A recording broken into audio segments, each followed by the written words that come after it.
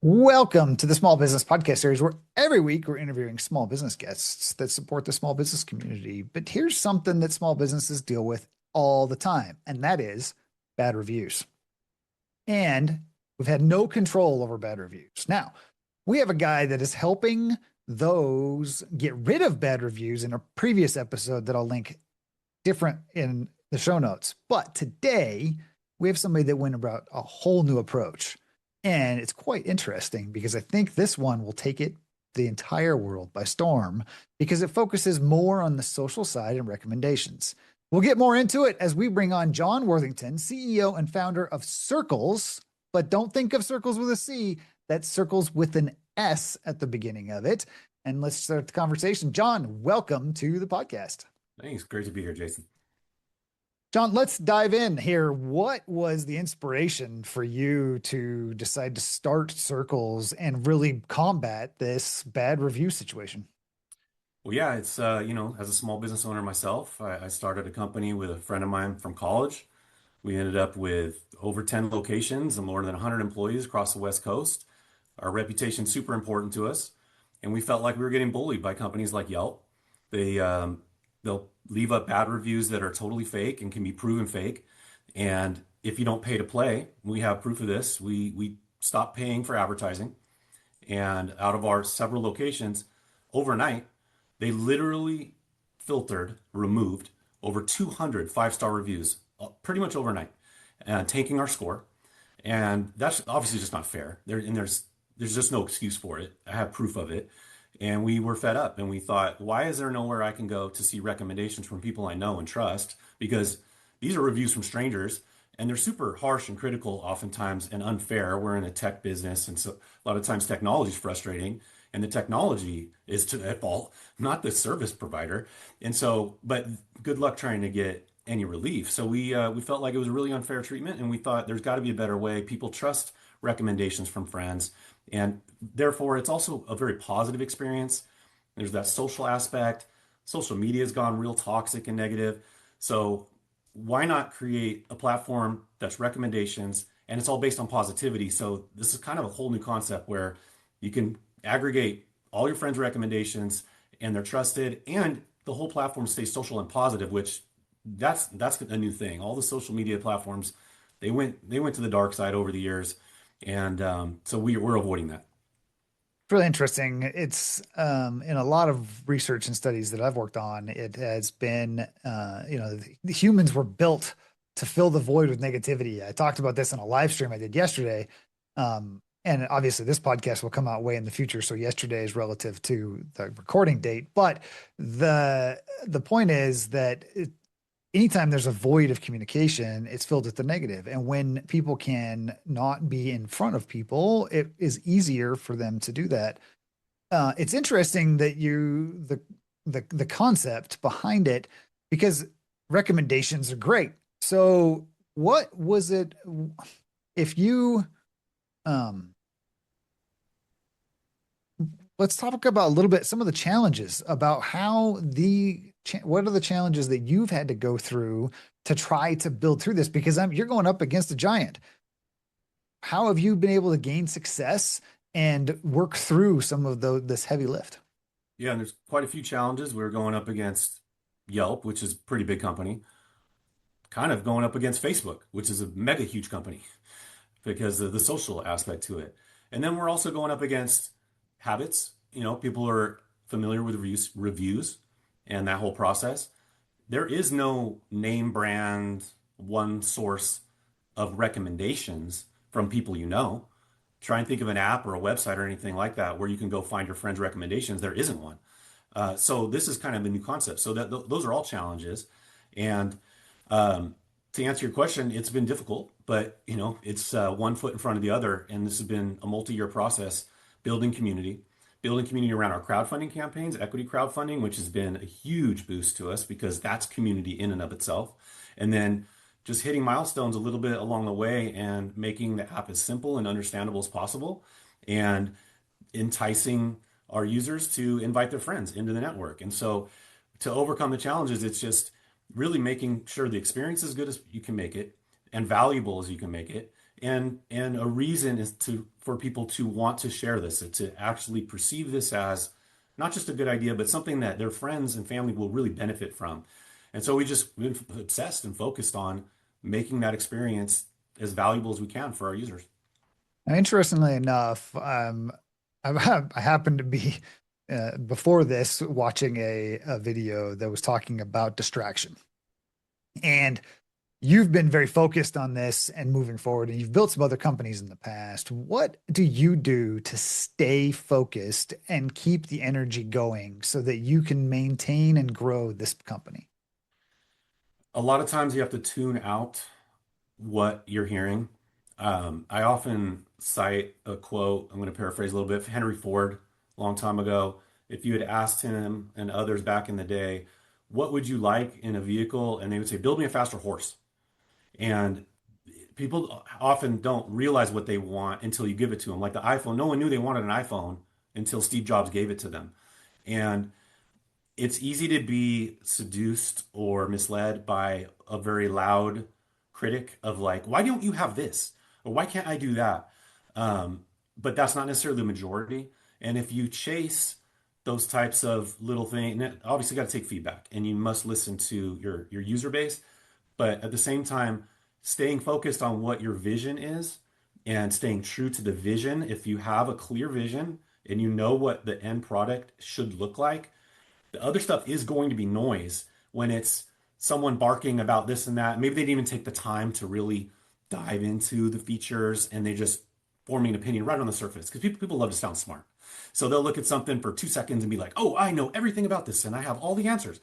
You got to be careful not to distract yourself. And I've fallen into that trap many times, and I've gone down paths where I've wasted time with our engineers, and time is money, and thinking, this is a good idea. This is what people want. But it wasn't really people, it was a person or two, But the reality is we got to focus on what works and double down on what works and stay true to the vision. And we've been doing that, and it's been very effective. We are getting product market fit right now, and that is because our team is very focused on what we know the path is and giving our user base what they want, even though they didn't necessarily know it at the time, because this does not exist like it is now. But we're finding that they're loving it. Yeah, absolutely. Leading the way, trailblazing, if you will, is a very challenging effort to be the first to try something new. I have found that tracking data and using KPIs to be able to continue to stay focused and dial things in.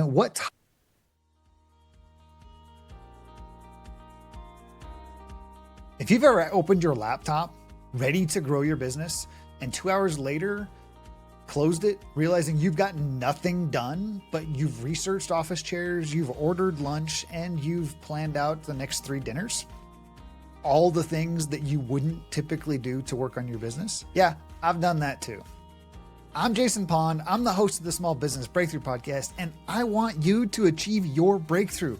But we do that through the community I built.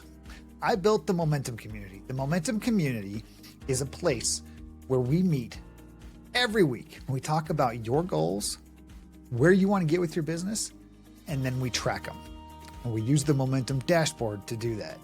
We make sure you're moving forward every week, and it's accountability like you've never seen in a community forum. I want you to be part of that community. If you want to learn more about it, check out the link in the description below and enjoy the rest of the episode. What type of KPIs do you guys look at and track to be able to say, yep, we're making progress or we're falling behind in certain areas?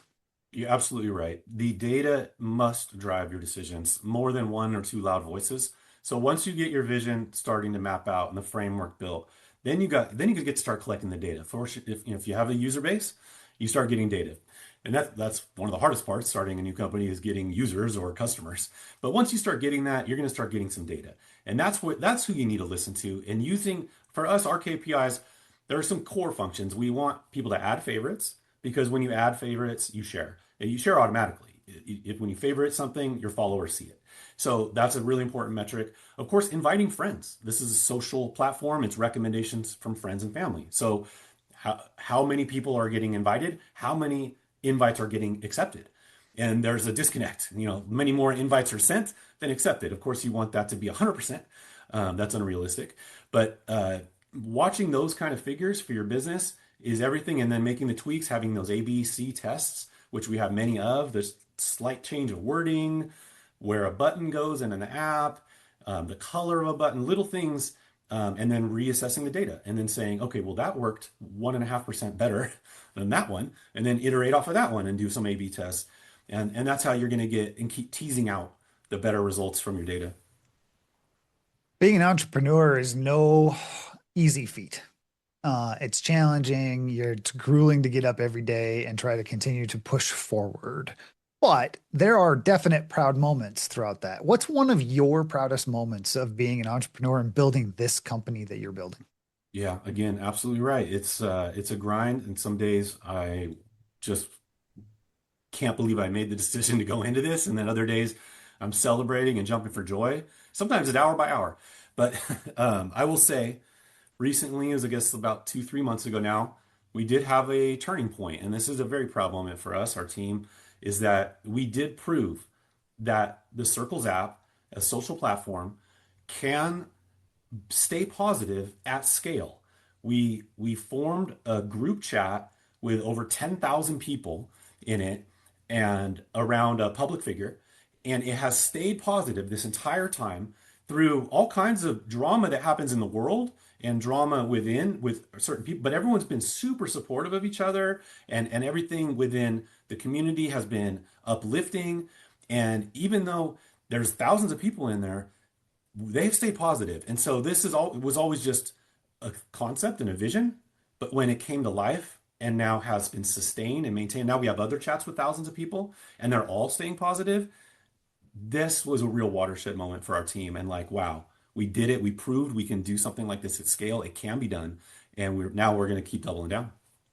Yeah, that's amazing to hear that you've like that's the spot, right? That's that happy spot as an entrepreneur. Like I am making a difference in somebody else's life, and it's because of something that we created. It's the vision that we've got, and we're going forward. What you're a complete trend setter, right? You're breaking the rules of what is old and what is of old, and the social media and bad reviews and those things.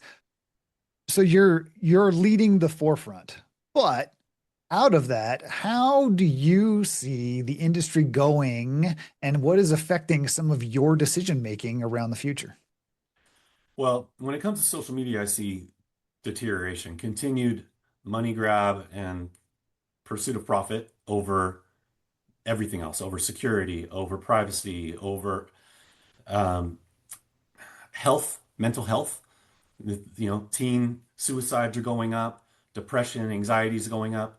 But I'll tell you what, the big social media companies are making more and more and more money. So I've been seeing that industry continue down that path. But I also see pushback. I see society opening their arms to companies like ours and embracing different points of view that take a different approach. And so I see an opening, and we've been seeing this. I mentioned we had a crowdfunding campaign open. We've raised millions of dollars through equity crowdfunding. We're one of the top in history of all time in equity crowdfunding. We raised over $7 million, if you can believe that. So that goes to show our mission, our platform has real support behind it from our community, and it means there's this appetite for something new. So I don't know where the chips are going to fall, but I know if I have a part of it and something to say about it, we're going to emerge as the more dominant social media platform, and we're going to shape society in the future in a more positive and constructive way, rather than feeding off of people's fears and anger and the drama and the politics and all the disputes that get people riled up to make them click, click, click, click. That's not our game. We don't play that game. We go by a whole different philosophy, which is people want to share and they want to feel good about that. I get a good feeling when someone watches a show I recommend or a movie or a place that just opened and they're like, thanks for the recommendation. That was great. That makes me feel good. And so that makes me want to come back and do it again. And I think everyone can kind of relate to that. It just doesn't exist really at scale. And so we're trying to trend set and be that guy. That sounds fantastic. It's such a great opportunity for those out there Definitely do some research. We'll get his contact information and follow up here in just a minute. But first, we want to jump into the lightning round and as tradition on the small business breakthrough and jump through. Are you ready to go through the lightning round questions, John? Yeah, let's do it. Okay. First one is coffee or tea? Coffee, Cats or dogs? dogs. If you could grab only one weapon or item during a zombie apocalypse, what would it be? Oh boy. Can it be a future weapon? Maybe Sure. how about a laser beam? There you go. I love it. How about a favorite quote or phrase that you think of often? Well, I mentioned one earlier about Henry Ford, and I use that a lot. So when you get asked, what are you going to build me that's going to be better than what I have? It's a faster horse. Don't listen to that. Yeah. How about a book that has influenced your life the most? Scaling Up was one recommended to me a few years back, and it had a lot of very insightful details about how to take a small business and focus on the details to scale it into a large business. And it was really powerful. Yeah, Scaling Up is on the bookshelf behind me by Vern Harnish. The biggest obstacle you have had to overcome and one lesson you've learned from it.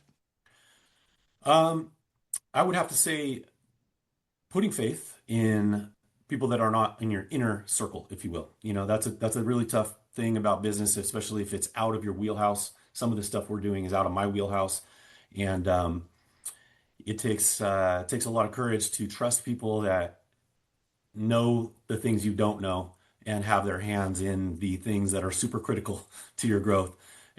So learning how to read people individually and trust them and filter out the ones that you can't trust as soon as you can so you can build a really healthy team. Yeah, it's very good. Very, very good. How can our listeners get a hold of you or learn more about Circles? Well, if they're interested in the app, it's in the App Store. Circles with an S, Sircles, and feel free to download it. You can message me, people on my team. We do have a crowdfunding campaign open for just a couple more weeks, and it's actually a very low investment amount. $250 is the minimum. We have tons of supporters, as I mentioned. So it's a chance to own some equity in a company we believe is going to be worth a lot of money. Of course, risky investment in startups is risky. Don't bet anything you're not willing to lose. But if you wanted to check us out, we're on WeFunder. It's wefunder.com/circles. There you go. You can check it out. All of that information will be located in the show notes or description if you're watching this on YouTube. John, has been such a pleasure to get to learn more about Circles and the impact that you're trying to make in the small business community through recommendations from friends, which is a fantastic way to go about it. For listeners out there, if you found value in this podcast, let's hear it in the comments. Let me know what you liked, what you didn't like, and if you want to see more episodes from the Small Business Breakthrough series, check out the playlist located right here on your screen. Till next time.